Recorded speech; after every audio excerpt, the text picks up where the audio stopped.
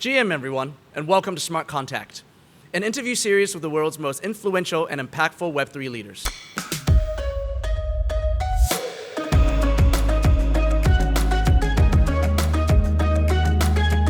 This podcast is produced by Web3 Harbour and is supported by Circle, our 2024 lead sponsor, and by Invest Hong Kong, co-sponsor of the Smart Contact series at Blocktober.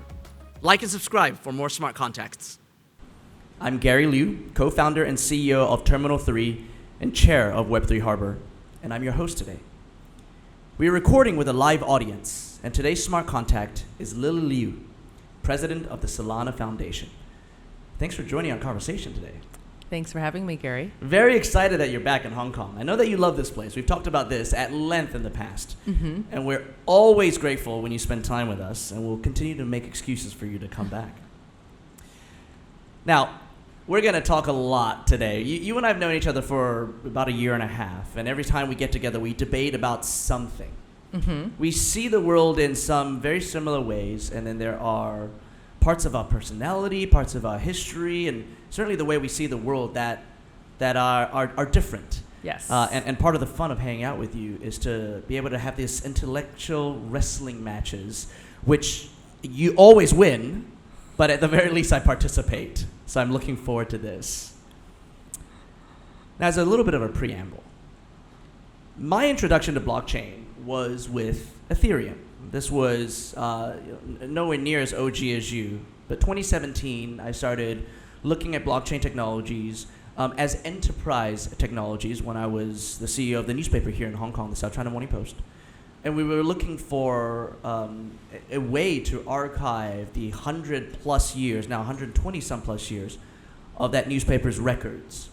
And there were teams out of New York building archival technology for organizations like the SCMP, but they were mostly being built on Ethereum. So that was my introduction to blockchain. But I've always maintained that my introduction to Web3 was through Solana. Phantom was my first real wallet. I was a huge Magic Eden greater than OpenSea guy. I lost a lot of money trying to work with Serum. And there have been countless failed NFT projects, but also incredibly entertaining Discord servers that I've been a part of because of the Solana community. Eventually, when the intellectual process of trying to figure out what SCMP was going to do with blockchain turned into action, Solana was the first chain we reached out to. And then eventually, I lost a big chunk of my bag because of FTX, the majority of which was in Sol. Now today, whenever I'm asked, and I'm often asked, I don't know why people think that I'm any kind of an expert on this, but I'm often asked about layer ones, and especially enterprise leaders ask, what layer one should we be considering, where should we be building? I always go first with distinct identity, and I still maintain that of all the blockchains out there, the one with the most distinct identity, and I mean this in the most positive sense, is Solana. So, the first thing I want to know is my experience, my personal experience, and this roller coaster journey I've been on with Solana. Yep. That, I do feel there's some whiplash, but almost Stockholm syndrome. I still love the community, love the protocol. Is it common? Is this experience that I've had something that you hear a lot? I think that whatever happened in 2022, first of all, no one was more affected by that than Solana. So no one got a bigger form of that whiplash than the Solana community. And that was very separate from Solana and was not very much appreciated by the Solana community, what happened at the end of 2022. But I think that Solana certainly has a distinct, cohesive, and consistent identity.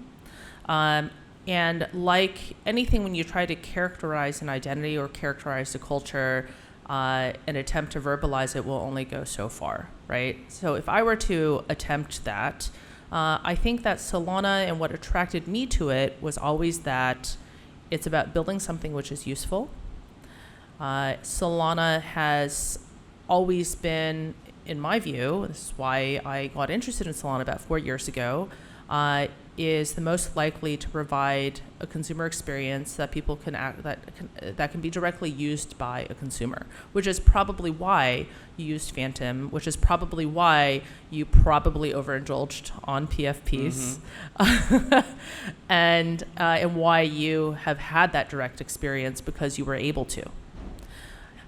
And I think that potential, direct touch point and experience with a consumer, and that's frankly enabled by the fact that it is a very performant chain, right? So I think in the crypto community, because it all kind of starts with technological differentiation, the way that people talk about blockchain A versus blockchain B is oftentimes in terms of TPS, right? Fast and cheap. Right. But I think that that's really never where it ends at all. That's like saying, well, the primary differentiating feature of fiber versus a 56K modem is that it's fast and cheap. Well, that is true, but that's absolutely just a small, tiny part of it, because what it's really about is it's really about enabling new experiences. And so I think what you're saying in terms of I've had this experience, it means that you've been able to have an experience at all, because it is infrastructure that enables a wider variety of experiences. Now, to be fair, those experiences were not easy, right? Even for somebody who has lived my entire life in the tech world and only ever had jobs really in tech. And yes, South China Morning Post, I believe, was a tech company when I was there. For even someone like me, that process, those few years that I was so deeply engaged with Solana and Solana communities, was not easy. That said, that was a few years back. Well, I don't know what PFPs you were buying, Gary, but I'm going to say, you're probably principally responsible for whatever went down. Fair. Okay, I will take that responsibility. But is it fair to say that when the Solana project started, it's about, 2018-ish, mainnet, I believe, was 2020. When the Solana project started, is it then fair to say that the problem it was trying to solve for was, consumer accessibility? It was that if we think the blockchain is important technology, right, and we can address the whole kind of thesis for why that is, that I believe very strongly in, then it's got to be something that I think the term most people have used is it's got to be able to scale. And what does that scaling mean? Well, one very simple way of characterizing that quantitatively is TPS, which is what people talk about all the time, fast and cheap. And so that, from a technical standpoint, was what people had to engineer. And I think that with the ICO boom in 2017, it was the ICOs and then CryptoKitties in 2017, where people thought this might actually be useful beyond digital gold. And here are some very, very early proof points as to some of the consumer primitives and financial primitives that might exist. And if that's going to be useful, it's got to actually be more usable to be useful. So I think that in 2017, 2018, quite a number of folks tried to address that from an engineering standpoint. Solana was one of many. And fast forward a few years, Solana is probably the top of that heap. Okay, so shortly after you joined Solana, we went through NFT Summer. And in many ways, this was when the Solana story really became part of the meta. Truly part of the meta was that summer of 2021 into early 2022. Yes. What was that experience like inside of Solana? Did you guys see that coming and decide to double, triple down on that as a use case? Or did it also catch you guys off guard? NFTs, I remember hearing murmurs about NFTs being hot in January of 2021. And then there was the Beeple sale, which really just was a conflagration of interest. And then there was one weekend, I think, where Bartosz and Jordan, who were early applications engineers at Solana Labs, shipped what's called, was originally called Candy Machine, which is essentially an NFT minting capability on Solana the First. And that was what kicked it all off. So once people realized that they could mint NFTs for very, very low cost, then a number of people were like, hey, well, that paired with the UI of using Phantom, people thought, okay, well, let me try that. And off it went. All right, since you're talking about those early engineers, give us an insider look at what happens at a protocol when things go wrong. right? Outages, security breaches, Yep. that's almost familiar ground. I mean, that's familiar ground for Solana, especially during those few years, right? Yep. So what happens when something bad goes, like when something breaks, right? How does a truly decentralized engineering team working on a public protocol Yep. address the issue? Really, well, the validators have to, if you're truly decentralized, you don't have an on and off switch, right? You have to restart through validators speaking with one another and deciding what to do and how to reboot the network. So the critique that it was off for any number of hours, well, that is the amount of time it takes for validators, in the case of a halt, to ship a code update and to restart, so on and so forth. So I will also say that every chain has had outages. For some reason, people love to talk about the Solana ones the most. Oh, yeah. And if you look on any given kind of 6-month period, there's a number of chains out there that have unplanned outages as well. This is not to say that it's okay or it's expected or whatever. It should be 5, 6, 7, 8, 9s, uptime, to use an institutional term. But I think factually right now, Solana is at 4 9s. And given Fiserv's recent outage, actually, if you look at Fiserv, I believe that they are currently at 3 9s. What do you chalk it up to? Like, there's all this attention on Solana's outages versus everyone else's. Well, it's similar to, because it's more usable, then people notice. And so similarly, because of its usability, you've actually had an experience, and sometimes it was great, and sometimes probably felt like a gut punch, but you noticed because you were even there. Yeah. And so when people don't notice other outages, it's because no one cared. No one was using it. You didn't notice. So in a way, it's I don't necessarily, attention is both the upside and the downside of the attention, and so I think you have to accept both sides of that. And so in a way, the fact that people really care and find it very notable. And by the way, Solana has not had any outage for, I think it was February earlier this year that there was a You don't believe in jinxing yourself, right? That's why you're... Oh, I don't believe in what? In jinxing yourself. Jinxing ourselves. You're willing to say X number of days since the last outage. Right. Yeah. Well, that was a code-based release that was not processed effectively. It was a product release that was that could have been done could have been done differently. And if you're a truly decentralized network, then it's up to the validators to accept a code push and to restart. And they'll debate because they may find it to be secure, not secure, acceptable, not. And then Discord really does light up then. Yeah. Yeah. All right, you're bringing up other chains, so let's get to the core question of our conversation today. Sorry to interrupt the video, but I want to tell you about our 2024 Smart Contract lead sponsor, Circle.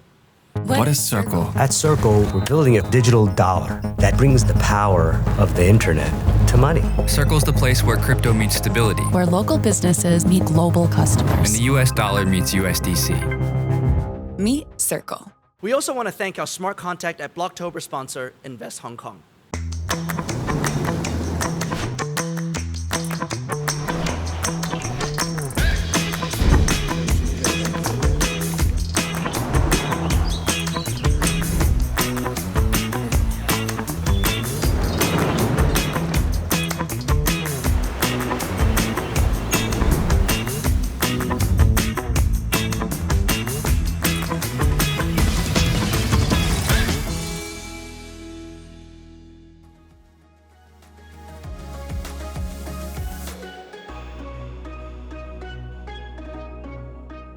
Thank you to all of our sponsors and community partners. Now back to the conversation. Is our future going to be multi-chain? I know that that's a very broad strokes question. It's probably very, very easy just to say yes. But what I really mean by that is that, we're now at a stage where if you ask the majority of developers in the Web3 space, they'll tell you there's way too many chains.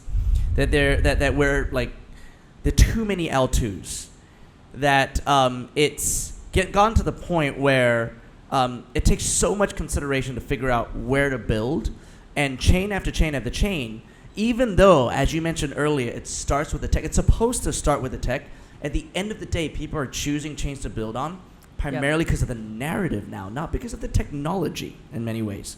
And so what is the future of a decentralized internet really going to look like? Are we going to be in a world that is incredibly fragmented, that relies on bridges and wormholes, or are we going to go through a period of time where we consolidate and still end up in a multi-chain world, but with only a couple of really important and large settlement layers and maybe a few roll-ups? What do you think the future is actually going to look like?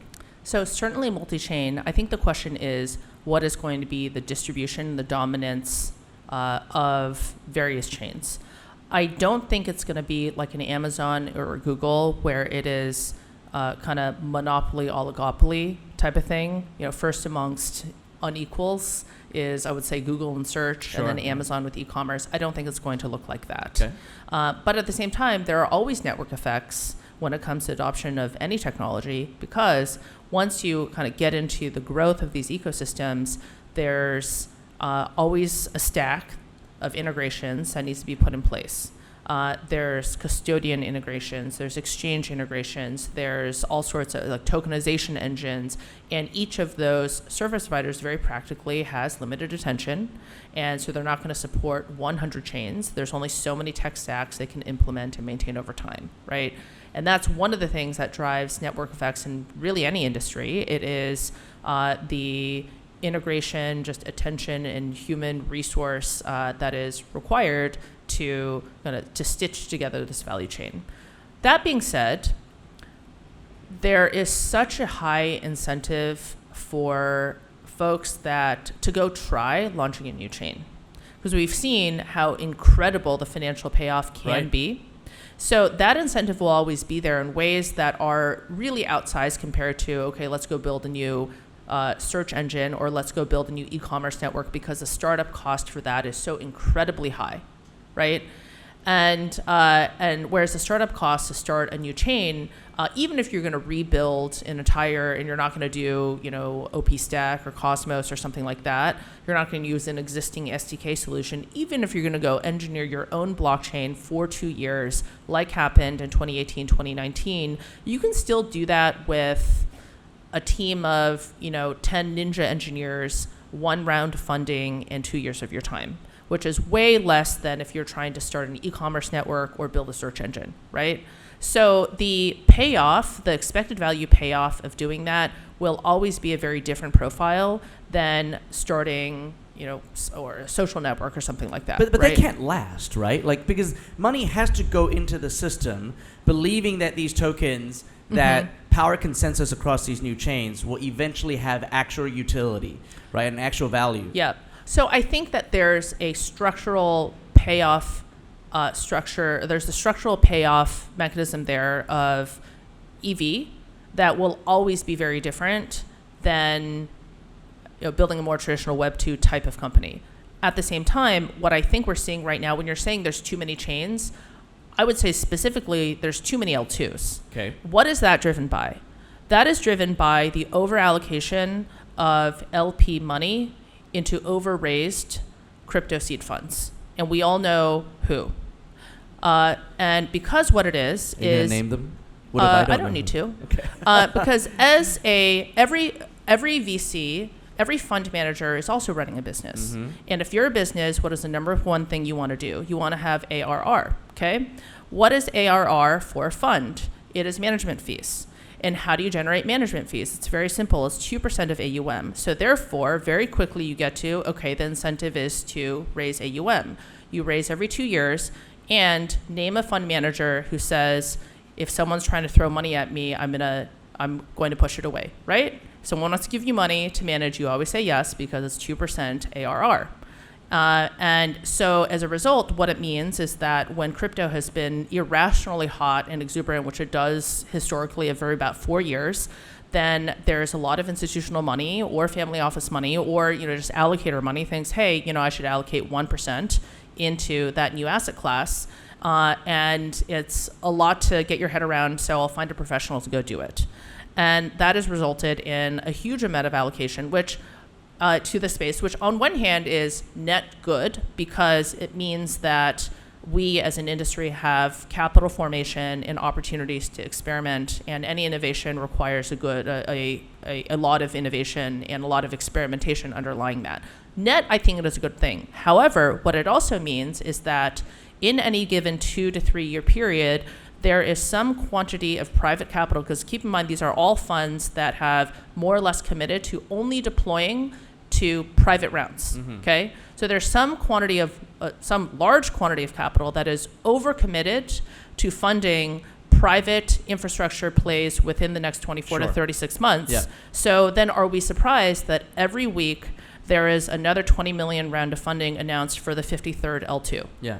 And so in that sense, yes, absolutely, I think there are too many chains. And I think that there is a real lack of differentiation between L2, A, B, and C. I think that the best of those are really interesting projects, and then the most incremental of those, I think, are following incentives that I feel are increasingly diverged from what's going to make money, and also what is ideologically consistent with the reason why we are all here and why crypto matters. The original ethos of crypto, look at Bitcoin. Not perfect, sure, but that is the fair launch of fair launches. And the whole idea and the whole ethos of it was radically peer-to-peer, radically egalitarian on the input, not at all egalitarian on the output, if you look at who's made money in crypto or made money in Bitcoin. But radically egalitarian in the sense that if you care about this community and are willing to invest in this community without some sort of pre-round private whatever allocation, that is how a community gets built, by people who are opting in because of largely interest and capability and ability to actually contribute something. Okay, I do want to get back to this point, but I also don't want to lose the thread of what you were saying earlier, maybe because you touched a nerve, right? When we were talking about VCs and the way that they have operated within our ecosystem and our world over the course of the last several years. I think, by the way, you're giving them way too much credit to think that their return horizon is meant to be 24 to 36 months. You know how as an industry we'd make fun of bankers all the time? VCs are bankers in our industry, right? I mean, you're in a position that you're allowed to make fun of them, not only because you yourself are also a venture capitalist, but you're the president of Solana Foundation. I'm the founder of a small startup that needs them. So I'll let you make fun of them, and I will silently nod and agree on this side of the microphone. You're being recorded, so we see that, Gary. But here's the reality is that, again, like I said, you're giving them too much credit for the 24 to 36 month return window, because that's not even the reality today. Right now. But that's the deployment window, which is why we're saying got it. 53 chains. Because the return window that they're looking for now is like 18 to 24 months. They will, at this point, they're not even hiding it, right? Investors will ask, yes, are you going to give me 5x guaranteed return in 18 to 24 months? DPI is what they're asking for. If the answer is no, yes, they move on, because there are a dozen other projects that they can talk to in the next 36 hours if they want to, that will at least verbally say, yes, I will give them that. Well, I think the other structural, what I think has been underappreciated, and what I didn't even fully appreciate until I got into the weeds of operating a business like this, is the other reason why these dislocations exist is because crypto is something where liquid and illiquid collide way earlier in the life cycle than they do in more traditional industries. Give me an example of that. So typically you invest in seed, Series A, and then 10 years later you go public. You think about Uber, their first round to when they've been public. I don't know whether it was closer to a decade than it wasn't, yes. Right?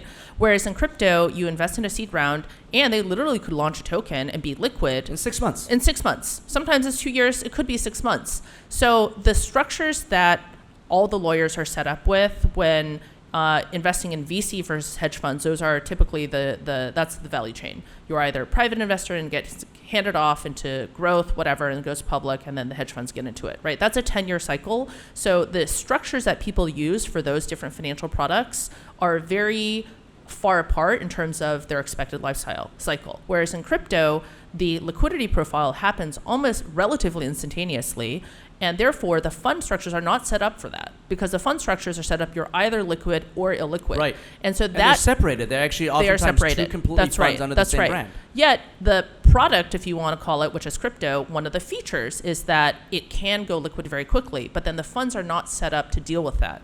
And so therefore what you have is you have liquid funds and you have illiquid funds, and that is a first order branching of how this industry thinks about things. What that means is in crypto, you therefore have a big, like a gulf of difference oftentimes between the early stage investors and the folks that buy liquid tokens. Right. But that's kind of weird because oftentimes these early stage tokens really are venture stage teams and products with entirely different investor bases that don't really speak with one another.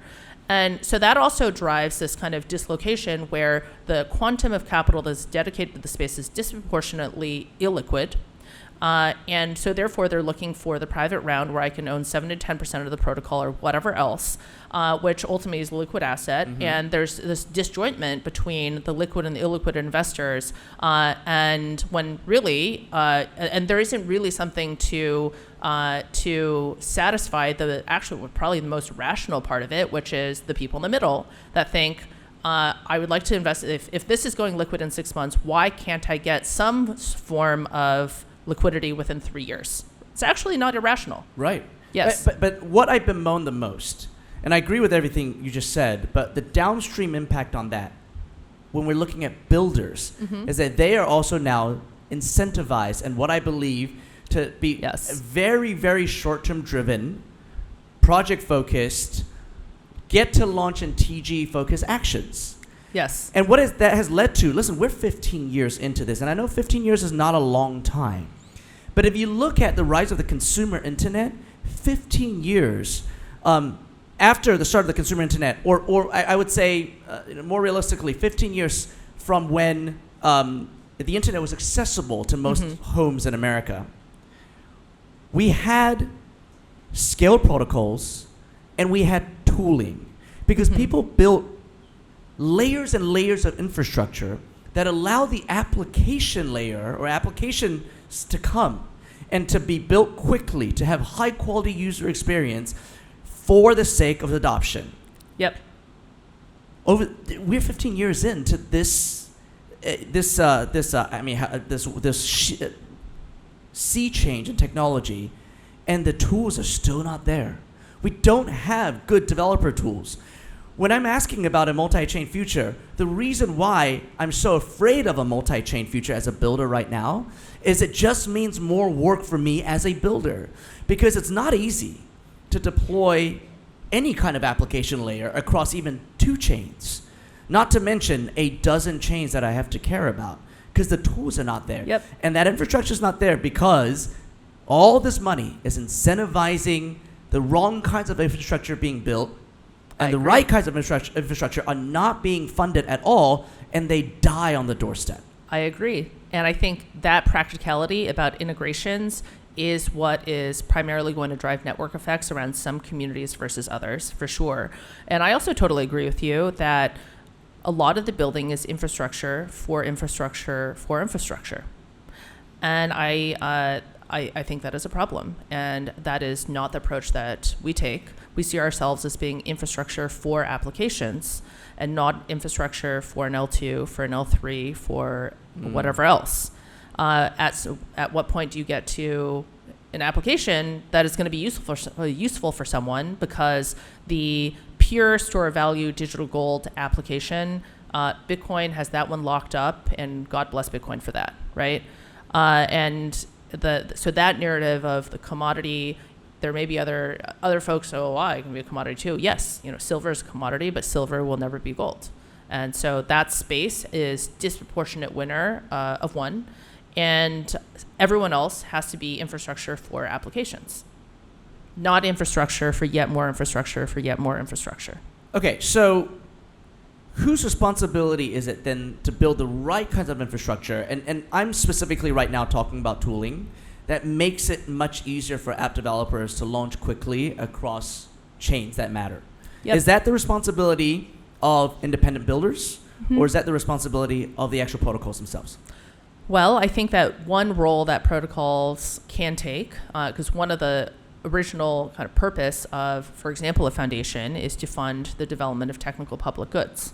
So I think that really should be one of the core original first order mandates of foundations, which is to say for this ecosystem to grow, there are certain public goods that need to be put in place, and I'm going to go fund that.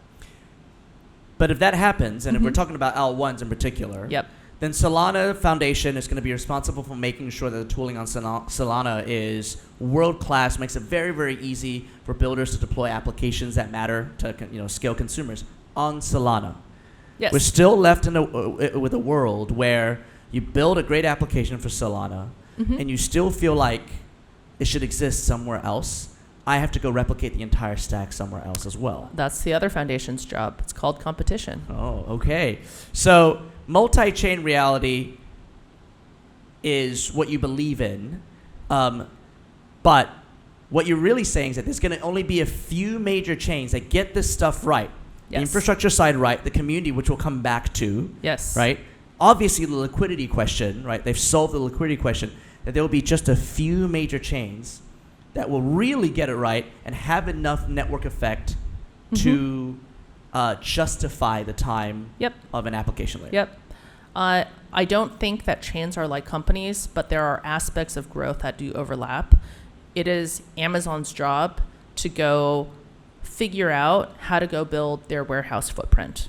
And if they do it right, Amazon kills it. And if they don't do it right, then they take both sides of that bet. Okay, so in a future where there's a few of these major chains that have survived and done the right things, what is Solana's value prop? What is the Solana identity, right? Is it gaming, NFTs, DeFi? What is it? I think the value proposition of crypto from the very beginning, of blockchain from the very beginning, is the idea of open finance and programmable money. I think crypto is inherently about an open financial layer. When people talk about all of the non-inherently financial things, what do they say? They say social fi, right? Game fi. It's financialized gaming experience. It's financialized social experiences. To me, that all points to the original vision of blockchain as proposed by Bitcoin, which was not digital gold. If you look at the title of the white paper, it says peer-to-peer electronic cash system.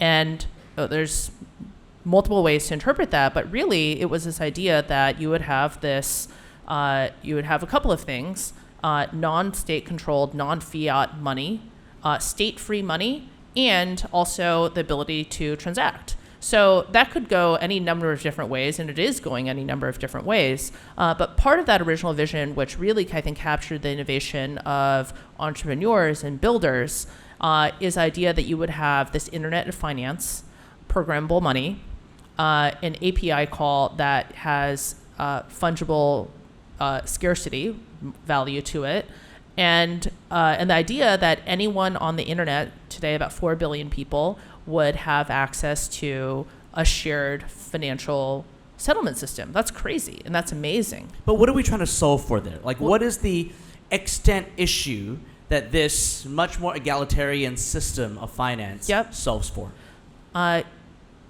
Self-sovereignty and individual freedom requires economic sovereignty and economic freedom. I don't think there are many ideas that are bigger than that, really. So with all of these moments of identity definition that Solana has gone through, with degens and PFPs and FTX and all of these things, at the end of the day, let's say we're here 5 years from now to have this conversation again. You want Solana to be known as? Solana built the on-chain economy. So Solana built the on-chain economy. Okay, so that's what crypto is all about. What is the application that you are recruiting now? Because it sounds to me like institutions. And to be very honest with you, that doesn't quite jive with the way I think about Solana's identity and Solana's community today. It's these institutions, it's financial institutions, regulated world, moving into Solana and saying, our infrastructure does not provide for this open finance, doesn't provide for self-sovereignty, but we do also believe in it. We do know that we have to exist. I mean, money is going to exist in a regulated world. Maybe you disagree with that, actually. I know that you're much more libertarian than I am, so maybe you disagree with that. But in my mind, there's still a general acceptance that money has to exist in a regulated world, so therefore that world is going to have to move onto Solana for this reality to I think that's part of it. I think that is absolutely a part of it. So if I were to ask you, what is the identity of New York? Which application vertical, to some people, what is New York? What industry is New York? Finance. It's also the arts. It is also fashion. It is also restaurants, right? It is also culture, lifestyle. It's museums. It is so many things. What is the industry of Hong Kong? I would give you the same answer right now. First, finance. Sure, it's finance. It's also trade, which is heavily financial, sure. But you could go through this exercise for any of the big cities in the world or any of the big cultures around the world. And the answer is that it's not just one thing, right? The economy of New York is the economy of New York, and it is robust because it's all of these things.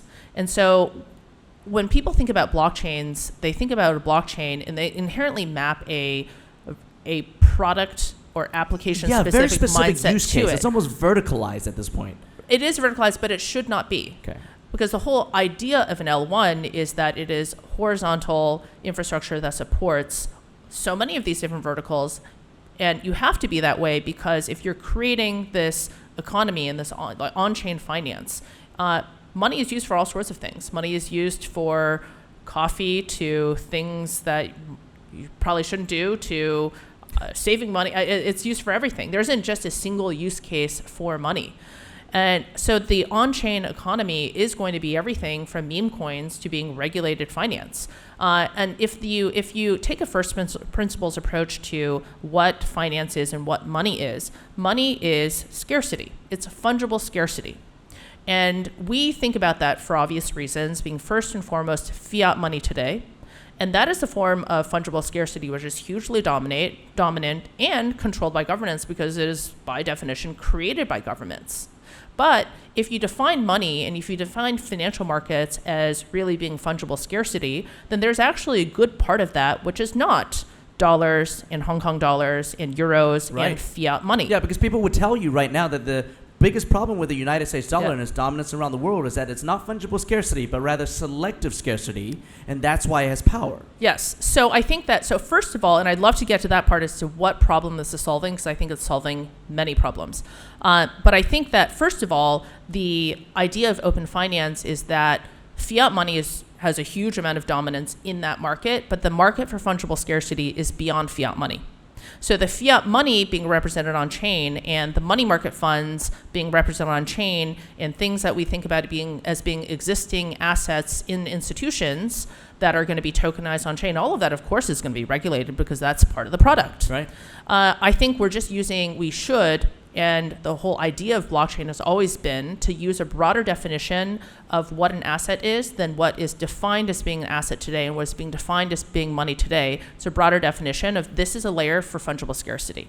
So there are going to be new assets that are created, transacted, and can only be created and transacted on a blockchain. We already know many of them. There's 2.2 trillion of them. Bitcoin, Ethereum, so these native tokens of L1s are probably dominant within the sort of new asset space, but there will be others. Okay, so you've laid out a pretty compelling philosophy about why blockchain matters to the world. Yes. Is that a short-term philosophy that leads to something even greater than that? Or is that itself the long-term philosophy? I think that is, it's both. It itself is a huge area, right? To re-envision an economic system that is fundamentally based on self-custody, which, by the way, it's absolutely not a popular view. In fact, there's quite a movement of folks that think self-custody is quote-unquote irresponsible. And those are the same people who are going to say that you do not have a right to own your own genetic source code, right?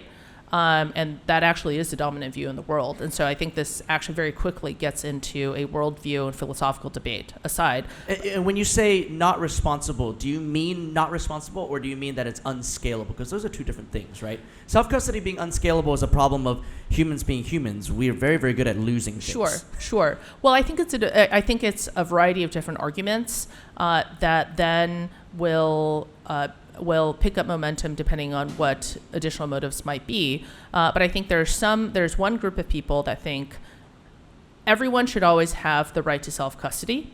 And then there are others who think that self-custody is very, very low priority. Okay, so you are talking about self-custody as a right, and that people feel like the access to self-custody does not need to be a right for things like money. Yes. Okay. I think self-custody is essential. Okay. That is a different viewpoint from saying everything should be self-custodied. I don't think that there's always going to be a diversity of custody solutions that people opt into in the world, and that's the way we use money today as well. We look at people who would, take gold bars and put them under their mattress as being a little bit loony, but it's not unreasonable that someone has gold bars and they also use a bank account and they have online banking, everywhere between online banking and then gold bars, and we see that as normal. And I think that's also going to be the case with self-custody. We're going to say, well, some things are going to be cold storage and some things are going to be held with a qualified custodian. There's going to be a spectrum of how you hold your assets. And I think that's a totally normal thing that will include self-custody, but will not be relegated to exclusively self-custody in a diversified and adopted, in a world where blockchain is fully adopted. All right, so the killer application of blockchain technologies in your mind is money. It's open finance. Yes. What is the killer use case that gets us to billion-person scale? So I think it is, I think payments is a big one. But when you're talking about an interconnected financial ecosystem, it's never just one application, right? I think that having a robust trading system, and really the online casino has been the $1 trillion use case thus far, right? But not a billion-person use case, $1 trillion for sure. $1 trillion use case. But then I think that helps support a payments ecosystem, because an economy is about paying and saving and investing. It's about being able to trade your wealth for a good or service, and it's also about being able to hold and accumulate and grow your wealth over time as well. So I don't see these verticals as being inherently separate. I see them as being complementary components of building an on-chain economy. But the problem is that the 4 billion people that are currently on the internet, seamless payments is no longer a problem for them. That has been solved in Web 2. I think it has been improved in Web 2. I don't think it's been solved. And so back to your earlier question as to what problem does open finance solve? Well, I think that it depends on where in the world you are. But if you were to look at all of the various seats and name cards in the United Nations, the vast majority of those countries have poor governance, and therefore money that doesn't work very well, right? Money which inflates dramatically, and which means that your entire earnings, livelihood, and the application of time to support yourself and your family may ultimately be futile. So whatever critiques we may have of the dollar, at the present time, it is better than the vast majority of currencies that are being represented in the auditorium of the UN. And for many, many people, having access to a digital dollar, a stable coin, I guess is what we call it these days, is magical. Okay, but to that point, I feel pretty confident in guessing that the vast majority of transaction volume on Solana and smart contract activity on Solana is not in those nations that really need an alternative to government-backed fiat. Yet. How do we get there? How do you get to a place where where blockchain is default and the open finance and the self-custody of money that actually is reliable is default in Venezuela? How do you get there? Well, I think that stablecoin proliferation, stablecoins are hot. The most boring asset is the hottest asset right now. It took a long time to get there. All we talk about here in Hong Kong.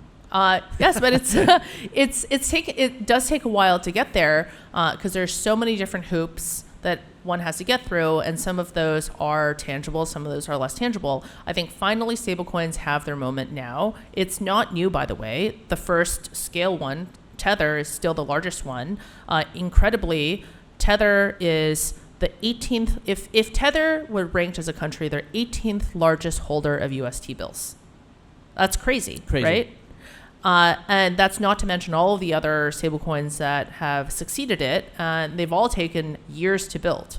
So I don't know whether that's, I don't characterize that as there's no product market fit. I think of that as it takes a long time to build these things because you're trying to migrate trillions of dollars of an existing system and the people who run them to comfort and then excitement and then the ability and will to go execute on something like this because they also see the opportunity for themselves. So I think that is happening now, and now there is the opportunity, not to mention there's also the need to build infrastructure including usable blockchains and the dev tools and the wallets and the UI and the consumer experiences on top of them to actually have a reason to use these dollars. Because if 5 years ago, if I sent someone a dollar on Solana, right, or 4 years ago, let's say when USDC first launched on Solana, you couldn't transact with anyone because there's no network, right? And so the primary network today is between centralized exchange wallet holders, and then they will send each other Tether, because you have to have a network. And so money is the ultimate network effect business.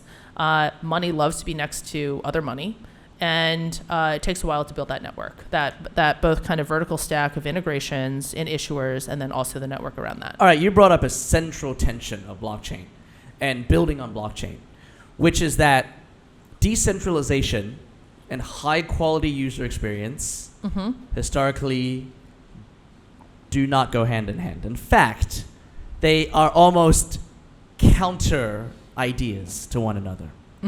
Decentralization and high quality user experience.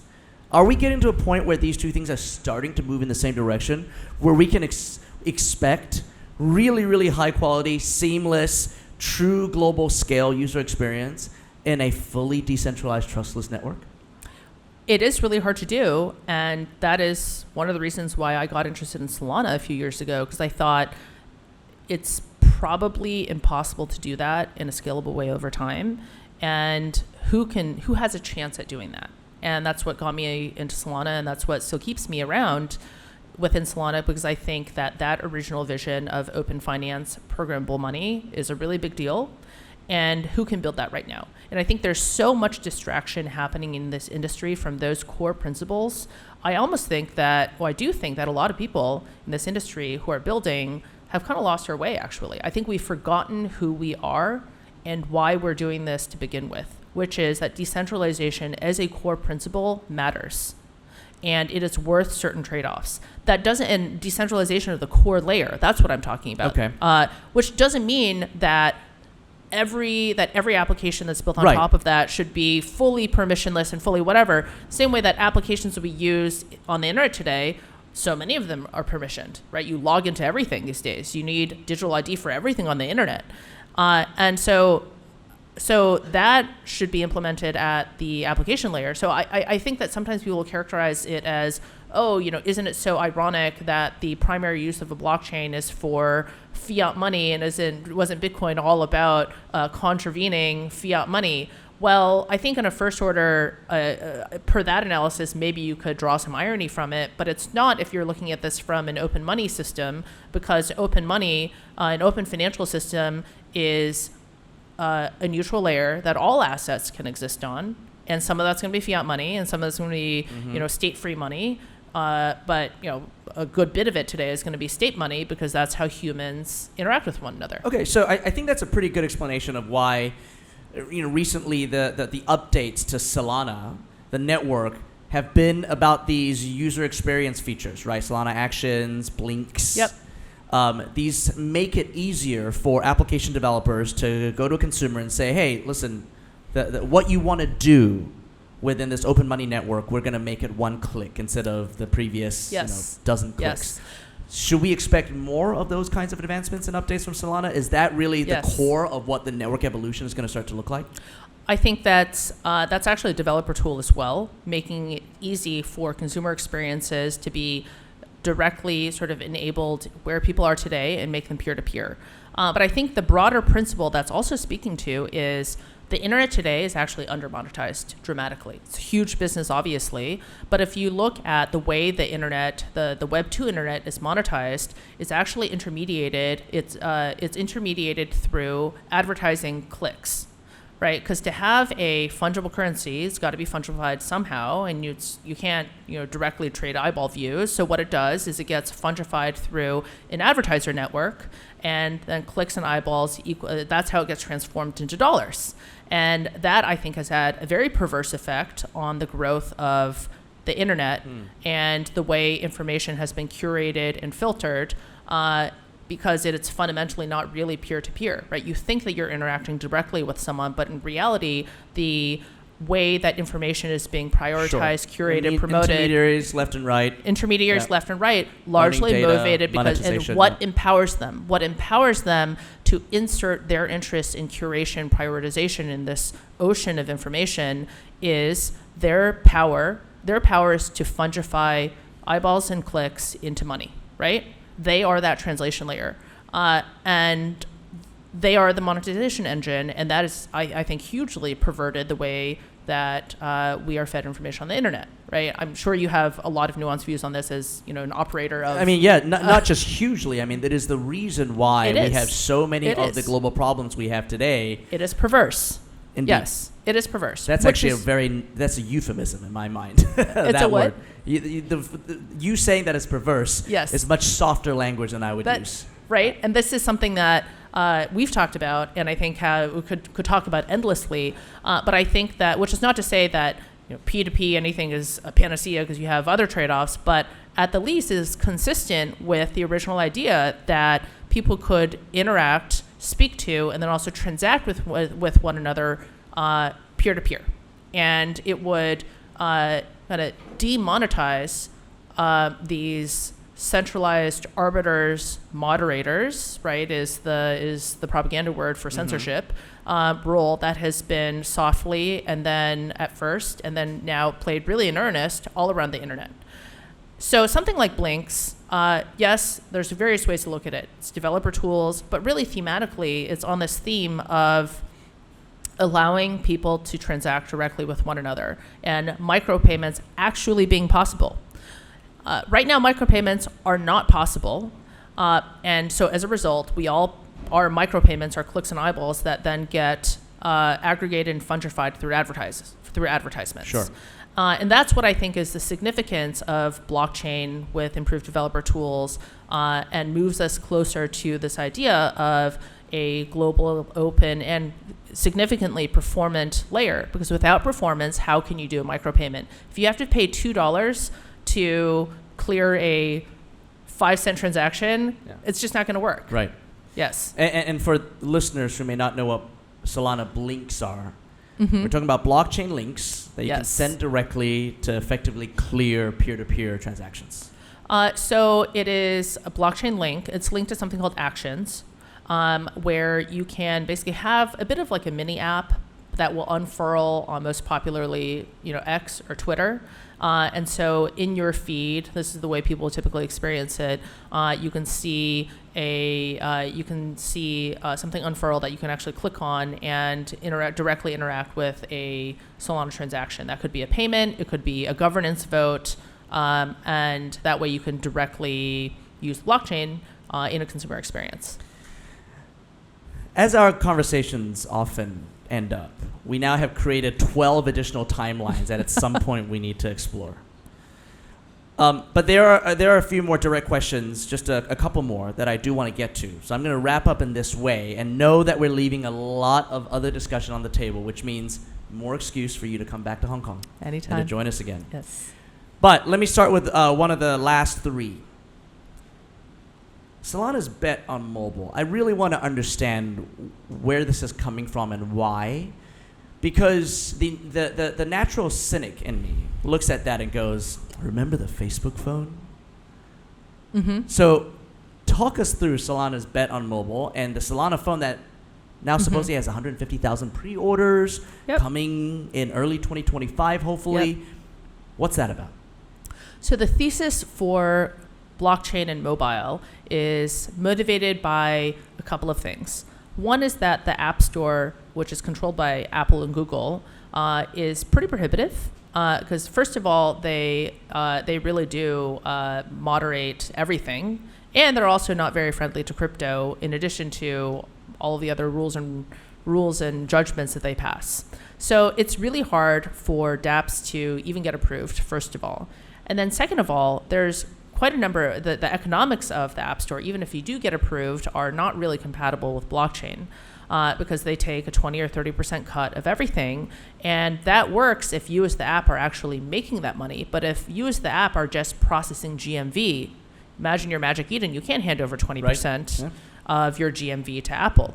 So that's an economic issue, is the second issue. And the third is that the importance of self-custody and the importance of securing your seed phrase is even higher in crypto than anything else.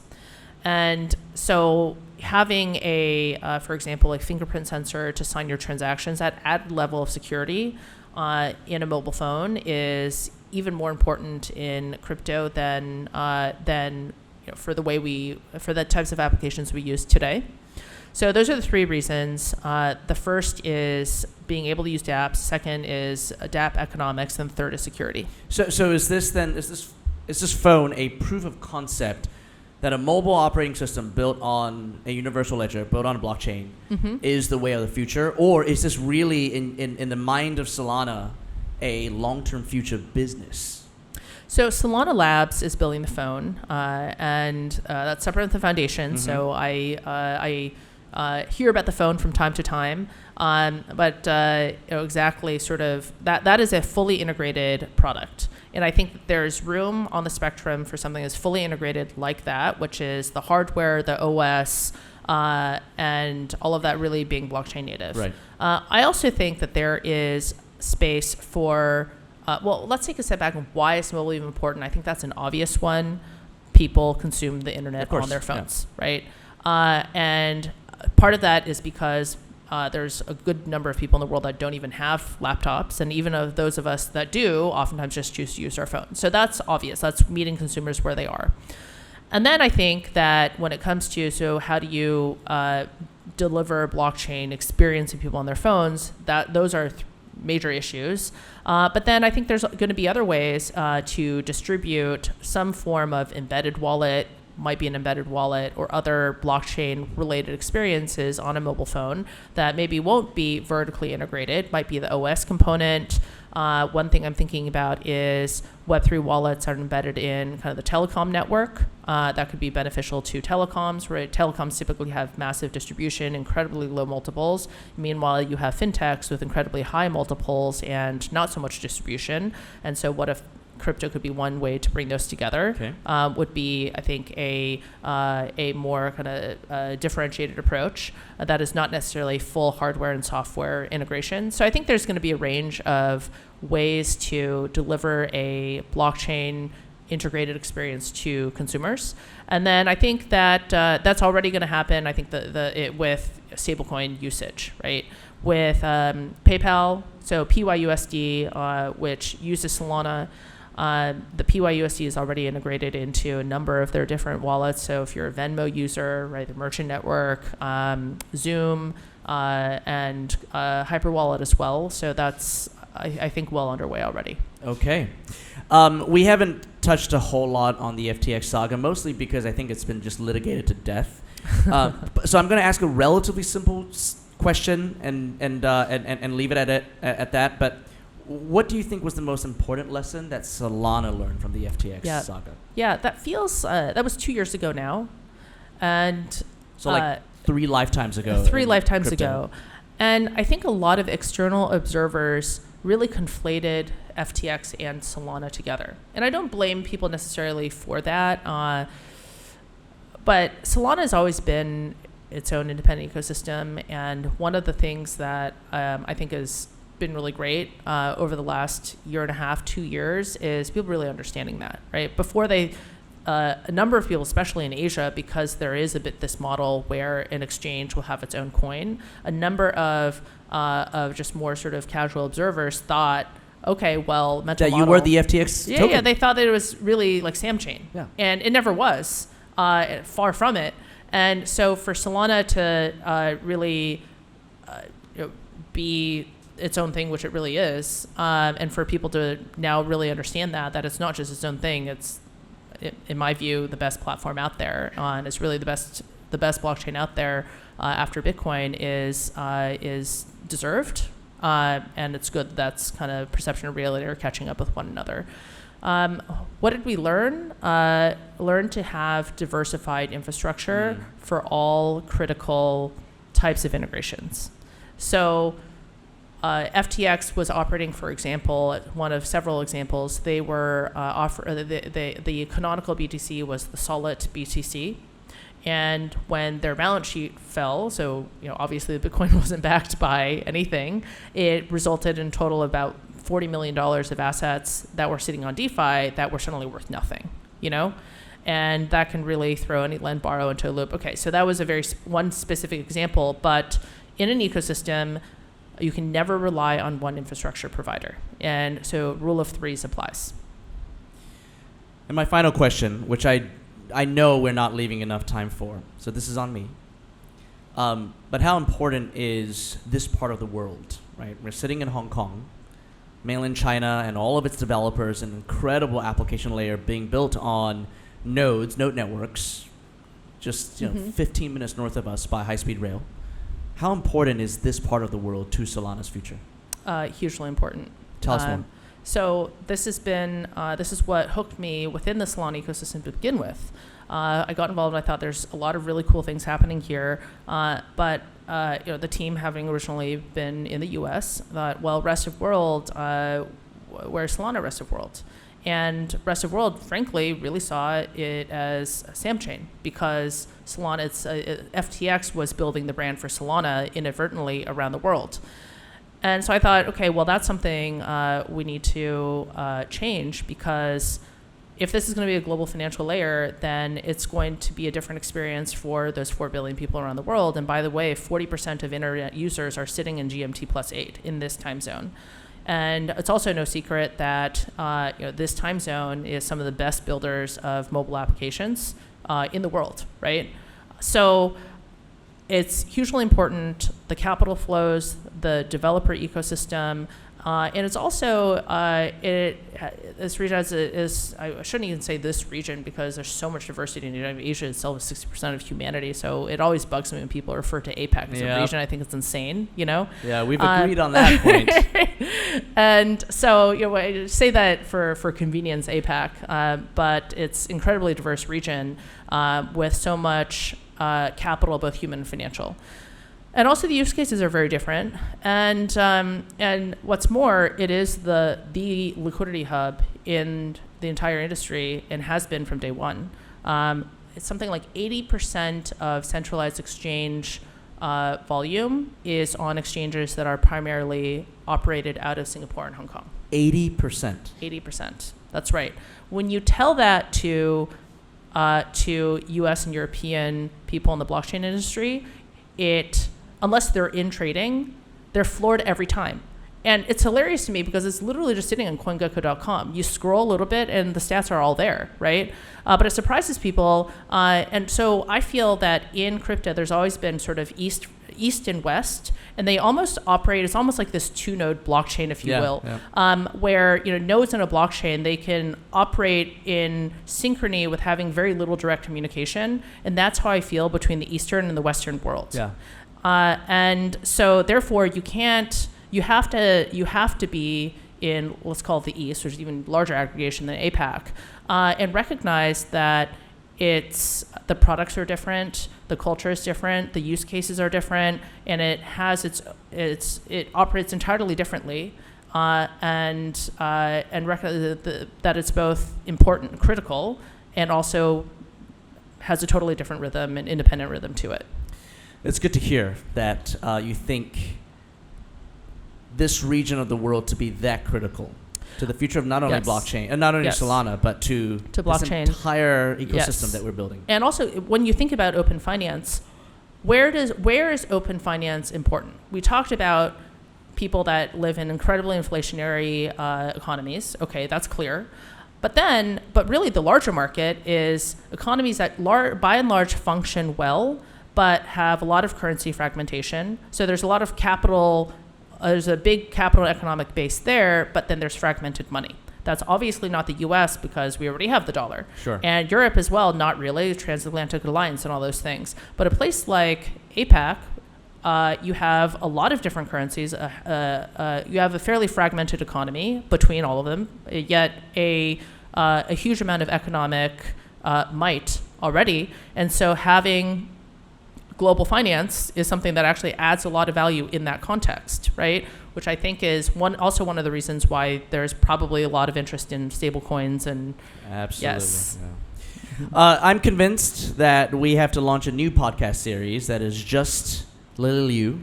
the Liu family. The open finance and how to fix venture capital. That's what the Gary, series what is we going should to be do called. is we should launch a podcast. We only interview Lius. Lius, yeah. There's Yes. enough Lius in this industry that we could start a Liu-only podcast. But Lily, this has been, as always, just a phenomenal conversation. I can't thank you enough for joining us. And to all of our listeners, thank you for tuning in to Web3 Harbour Smart Contact at Blocktober. We will see you next time. Thank you, Gary. Thank you.